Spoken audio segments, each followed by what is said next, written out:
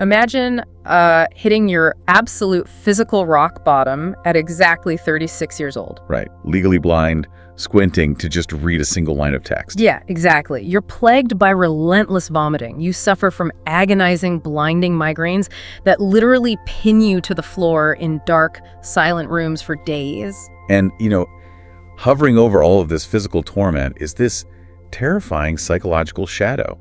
Because his father died at this exact same age. Yes, from a mysterious brain ailment. So you hear the clock ticking, your body is totally failing. Now imagine using that exact physical collapse as the raw fuel to write a book that completely destroys 2,000 years of human morality. I mean, it sounds like the setup for a tragedy, right? But instead, it becomes one of the most unapologetic, explosive works of philosophy ever written. Oh, absolutely. We're talking about a man who looked at his own shattered physiology and decided to just completely rewire the intellectual foundation of the Western world.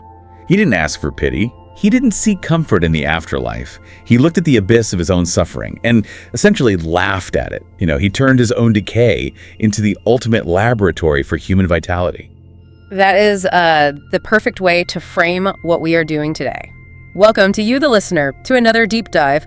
We are stepping into the mind of Friedrich Nietzsche. Specifically through his wildly unconventional autobiography, Ecce Homo, which translates to Behold the Man. Yeah, with that incredible subtitle, How One Becomes What One Is. And what makes today's deep dive particularly fascinating is that we are analyzing this through a highly nuanced Arabic translation of the German text. Right, which is so cool. It gives us this completely fresh linguistic and philosophical lens to view a 19th century German provocateur. Exactly. So our mission today is to explore how Nietzsche dismantled traditional morality, why he was so hyper-focused on the physical body as the literal root of all philosophy, and ultimately his terrifying challenge for you to completely embrace your fate. And we really have to understand the context of Ecce Homo first. I mean, This is not a standard memoir. No, not at all. You don't read this to find out what his childhood was like or, his favorite hobbies.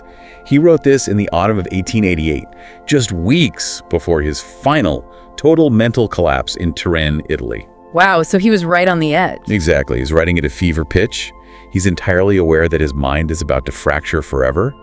There's this sense of desperate urgency mingled with a kind of terrifying euphoria. He knows he's about to plunge into darkness, so he uses his last moments of lucidity to hurl a bomb into the center of human civilization. Let's start right there with the bomb, because his self-assessment in this text is completely shocking. He doesn't mince words. He says, I am not a man, I am dynamite. I am dynamite. I mean, he literally anticipates that his very name is going to be associated with a massive historical crisis. Yeah, a clash of values that will cause an unprecedented earthquake in human consciousness. He predicts that when his truth enters into a struggle with the lies of millennia, we are going to see earth-shattering tremors. The sheer scale of his self-awareness is staggering, right?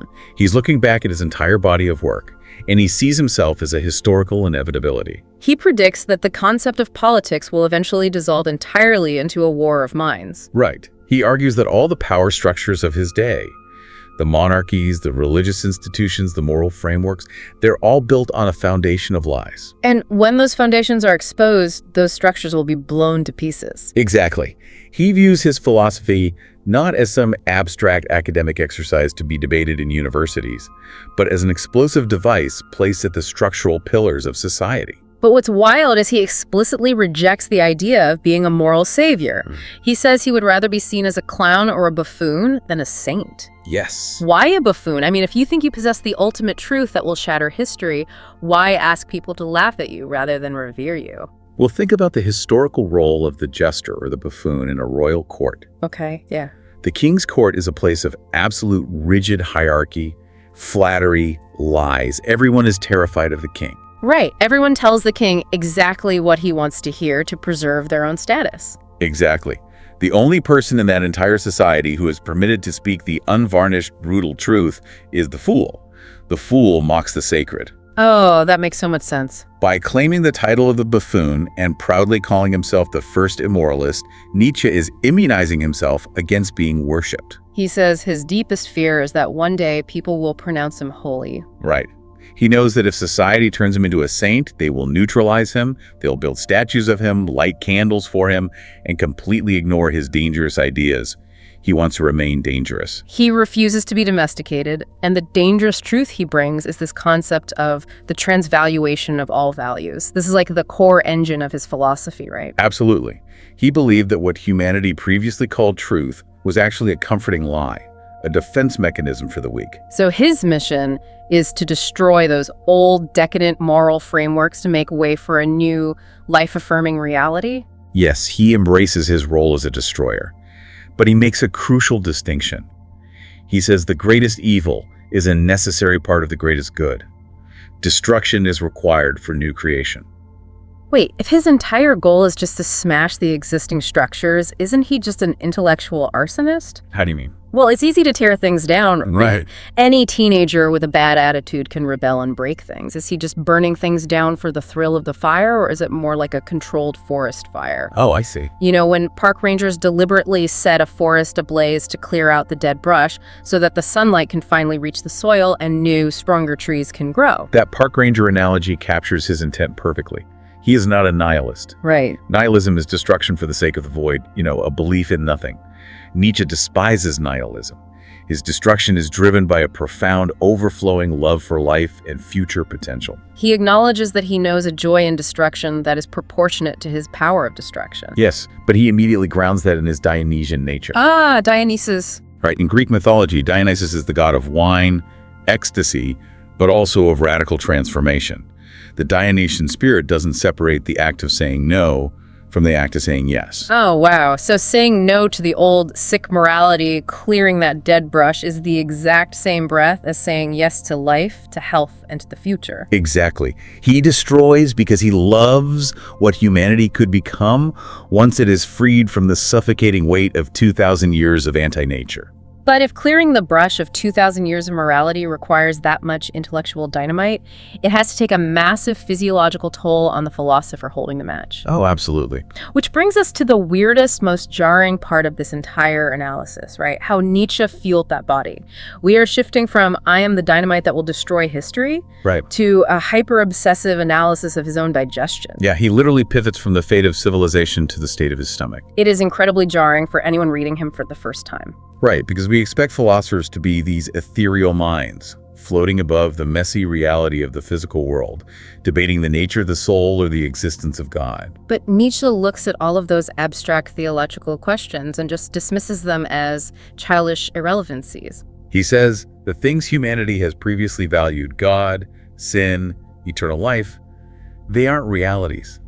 They are lies arising from the bad instincts of sick natures. But the things humanity has historically despised or ignored, nutrition, climate, the exact workings of the metabolism, these are the actual foundations of human greatness. Yes, and he launches this vicious, hilariously petty critique of the German mind, and he traces it entirely to the German diet. Oh my gosh, he absolutely hates soup before meals. He hates overcooked meats. He complains bitterly about greasy, starchy pastries, and he absolutely despises drinking beer or alcohol after meals. He argues that this specific diet creates a sluggish, indecisive intellect. He calls the German intellect an intellect emerging from troubled intestines. Troubled intestines, that's so brutal. But he's incredibly specific about the mechanics of this. Think about what happens when you eat a massive meal of heavy starches, sausages, and beer. Food coma. Right. Your body has to divert an enormous amount of biological energy, massive blood flow, just to process that sludge in your stomach. That energy is literally stolen from the brain. So if your intestines are constantly struggling, fighting a losing battle against heavy food, your philosophy will reflect that struggle. Exactly. Your thoughts will become heavy, pessimistic, and dogmatic. He believed that even a slight sluggishness of the intestines, if it becomes a daily habit, is enough to turn a potential genius into something mediocre. So to avoid this intellectual sluggishness, he advocates very strictly for what he calls the Piedmontese diet. Yes, the cuisine of the Piedmont region in northern Italy. This is a massive contrast to 19th century German agrarian food. Right, so we're talking about subtle foods, lean meats, clear broths, risotto, perhaps some fresh truffles, lightly prepared vegetables. It provides dense nutrition without the crushing metabolic overhead of heavy gravies and dense potatoes. And he is militant about his beverages. He insists on drinking water instead of alcohol. Yeah, maybe one glass of wine. But generally, he says alcohol turns life into a valley of tears. A valley of tears from a beer. I love it. He prefers strong morning tea and thick cocoa entirely devoid of fat. He is treating his body like a high-performance engine that requires incredibly specific, high-octane fuel. Exactly. He's outlining the necessary fuel for the specific machinery of his genius. He notes that a heavy meal is easier to digest than an insufficient one, but you must know the exact cubic capacity of your own stomach. No snacks between meals either. Right. Coffee makes one gloomy, so he avoids it.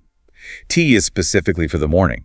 He realizes that if the physiological fuel is wrong, the philosophical output misfires. It's not just the food, though. It's the physical environment. He insists on a profound connection between dry air and a fast metabolism. He cites places like Paris, Florence, Athens, and Jerusalem. Right. He believes that dry air and clear skies condition the genius by speeding up the metabolism and creating mental agility. And then he drops this massive rule about physical movement. Oh, this is my favorite part. Sitting still is a sin against the Holy Ghost. A sin. True thoughts must be born in the open air while walking. He says, do not trust any thought that was not born to the accompaniment of free bodily motion. There is deep phenomenological truth to this, honestly. When you're sitting hunched over a desk in a dark, damp room in Leipzig, your body is compressed, your breathing is shallow, your perspective is fixed. Yeah, you feel stuck. But when you're walking vigorously through the Swiss Alps, breathing crisp, dry air, your heart rate elevates, oxygen floods the brain, the scenery changes with every step. Your thoughts physically unspooled in a completely different way. The rhythm of the body dictates the rhythm of the mind. Let's pause and look at this through a modern lens, because this sounds exactly like modern biohacking. It really does. Is Nietzsche just an early version of a wellness influencer? Is he the 19th century equivalent of a guy on the internet telling you to optimize your macros, drink green tea, and take cold plunges to maximize your workflow?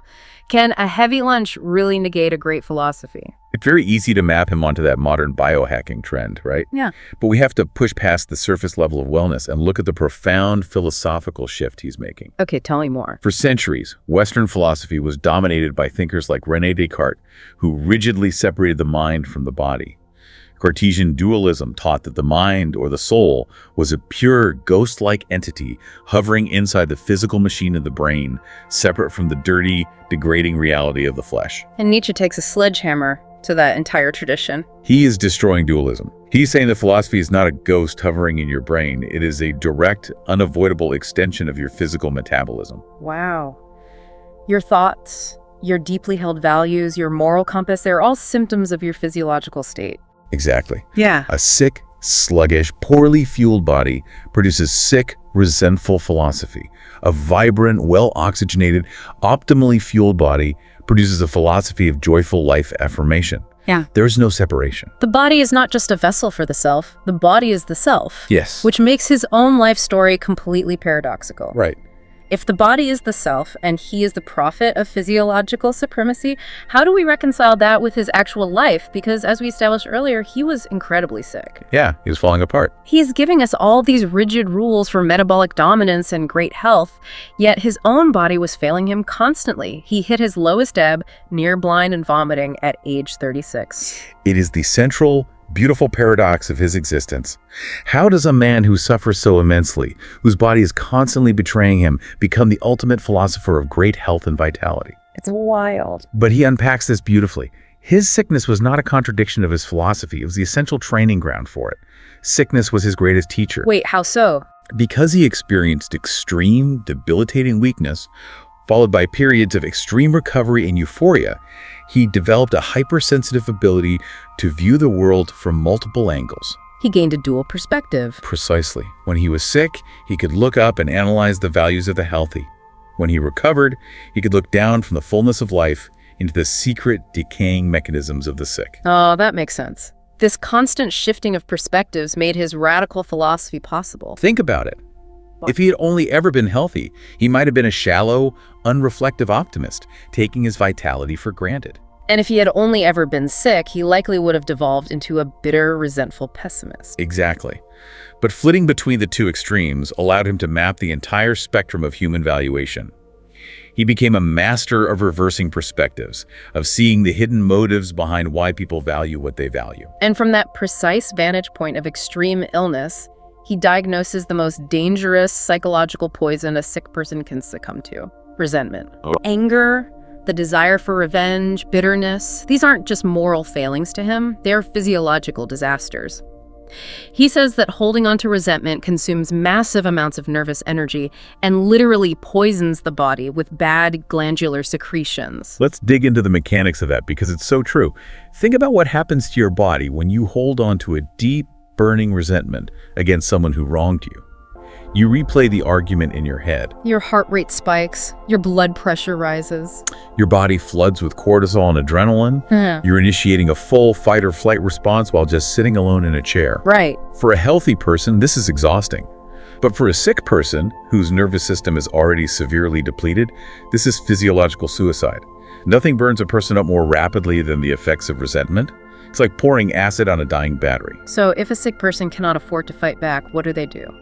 How do you survive when you are powerless and someone wrongs you, but you cannot afford the energy of getting angry? He introduces this fascinating concept called Russian fatalism. Right, Russian fatalism. It's a survival strategy he observed in the logic of a Russian soldier on a grueling winter campaign. Imagine a soldier entirely exhausted by the freezing cold, the starvation, and the endless march. His body is failing. Okay. If he panics, if he rages against the command, if he fights the cold, he will expend his last remaining calories and freeze to death. So what does he do? He simply lies down in the snow. He stops fighting. He stops reacting. He enters a state of complete fatalistic acceptance of his circumstances to preserve whatever tiny spark of life energy he has left. He enters a kind of psychological hibernation. Wait, I have to stop you there because that sounds like total surrender. Yeah. How does the first immoralist, the man who calls himself Dynamite, advocate for lying down in the snow? Isn't giving up the ultimate sign of weakness? It looks like weakness from the outside, but structurally, it's an intense strategic conservation of energy. It's not cowardly surrender. It's pragmatic self-preservation. When your system is totally depleted, fighting against reality is a waste of energy. By lying down, by adopting this Russian fatalism, the soldier's metabolism slows down, his emotional energy is preserved, and the organism can slowly heal without the toxic interference of panic or anger. Wow, so it's giving up on the reaction to life, so that life itself can quietly rebuild in the background. Exactly. It's profound wisdom born of deep suffering. Nietzsche had to learn to stop fighting his migraines, to stop raging against his failing eyesight, and just lie in the dark, preserving his energy until the storm passed. He weaponizes the self-awareness. He learns to survive his own failing body, and then he turns that exact same analytical diagnostic lens outward. He looks at the entire history of Western civilization, and he sees a society that is deeply, fundamentally sick. Right, and here is where I need to give a quick, neutral disclaimer to you, the listener. We are about to explore Nietzsche's most aggressive critiques of religion, specifically Christianity. Yeah, it gets intense here. We are not taking sides here at all. We are merely unpackaging Nietzsche's philosophical arguments exactly as he laid them out in the text to understand his worldview. He pulls absolutely no punches, viewing Christianity as the ultimate architect of the moral map he wants to burn. He diagnoses Christian morality as an instinct of decadence. He argues that core theological concepts, the soul, sin, the promise of a heavenly afterlife, the virtue of selflessness, they weren't divine revelations. What were they then? They were psychological tools deliberately invented to devalue the actual physical world. He calls this morality anti-nature. By teaching people to view their natural bodily instincts, their ambition, their sexuality, their desire for power and health as sinful, humanity was turned against life itself. Right. He writes that the concept of God was invented as a counter-concept to life. Everything harmful, poisonous, and slanderous against life was bound together in this one concept. And the real world, the afterlife, was invented to deprive the actual physical world of all its value. Exactly. The concept of the soul was invented to make people despise the physical body, to make it sick and holy. If you track this back to our discussion of physiology, his logic is impenetrable. If the body is the self, and if physiological health is the literal root of all good, then any system of thought that preaches that the body is dirty, that the flesh is weak, and that the earth is just a miserable waiting room for heaven, that system is literally a disease. Yes, it is a psychological virus that infects a healthy, vibrant animal and makes it profoundly ashamed of its own vitality. It is a slow, methodical poisoning of the human spirit. And who is spreading this poison? He introduces the archetype of the priest. He sees the priest, and by extension, any philosopher who acts like a priest, preaching self-denial as a parasite. Right. The priest uses this morality to control the masses. By championing the weak and the sick, and by labeling the strong, proud, life-affirming individuals as evil, the decadent forces manage to maintain power over society. We have to unpack the mechanics of how the priest actually wins, because it is brilliant and insidious. It really is. The priest doesn't have physical power. He doesn't have armies or physical strength. If a lion attacks a lamb, the lion wins physically. That is the natural hierarchy of nature. Right. But the priest has psychological power. He takes that natural hierarchy and he inverts it using the weapon of guilt. Guilt. The priest convinces the lion to feel deeply ashamed of being strong, telling the lion that its strength is a sin against God. Simultaneously, the priest tells the lamb that its physical weakness is actually a supreme moral virtue called meekness. Wow. The priest invents a moral framework where weakness is good and strength is evil. This was the great transvaluation of values that happened 2,000 years ago, effectively castrating human potential. And this is what Nietzsche is now trying to reverse. This inversion leads to his critique of altruism, which is deeply challenging. We are socially conditioned from birth to view unselfishness and altruism as the highest possible good. But Nietzsche views extreme altruism, the constant denial of self for the sake of others, as a physical sickness. He says it is a symptom that an organism is losing its anchor and its will to live. It translates the physiological feeling of, I am perishing, into a moral command. You all must perish. Altruism becomes the instinct of a dying organism trying to pull everything else down with it into the grave. Let me push back on that, though. It's incredibly counterintuitive. If you give up your seat on a bus for an elderly person, are you displaying a symptom of physiological decay? Not necessarily. Nietzsche is not against kindness or generosity or a strong person overflowing with life and helping others from a position of abundance. Okay, that makes sense. What he despises is a systemic morality that mandates self-destruction. If you give up your seat because your own strength is overflowing, that is beautiful. But if you do it because you have been conditioned to despise your own comfort, to view your own needs as sinful, and to constantly sacrifice your own flourishing for the sake of others out of guilt, then you are participating in the morality of decadence. exactly, you are denying your own life force. And this massive clash of values culminates in the final dramatic line of Ecce Homo. He writes, "Have I been understood? Dionysius against the crucified." It is the absolute distillation of his entire philosophy into two opposing symbols. Break that down for us. The crucified represents a morality of escape. It looks at the inevitable pain, suffering, and tragedy of physical life and says, this world is a vale of tears. Let us seek salvation and peace in the next world. Let us deny the body and escape the pain. And Dionysius? Dionysius, the god of wine and earthly frenzy, represents a morality of radical affirmation. It looks at the exact same pain, suffering, and tragedy and says, yes, I affirm it all. I embrace the joy, the agony, the creation, and the destruction, because this world is all there is, and it is magnificent. It's the clash between escaping life and affirming life in its entirety. Precisely. If the old morality is a disease, if it is a mechanism of control designed by the priest, what is the cure? If we set fire to the old map, what do we draw in its place? This leads us to the positive vision that emerges from all this destruction. Right.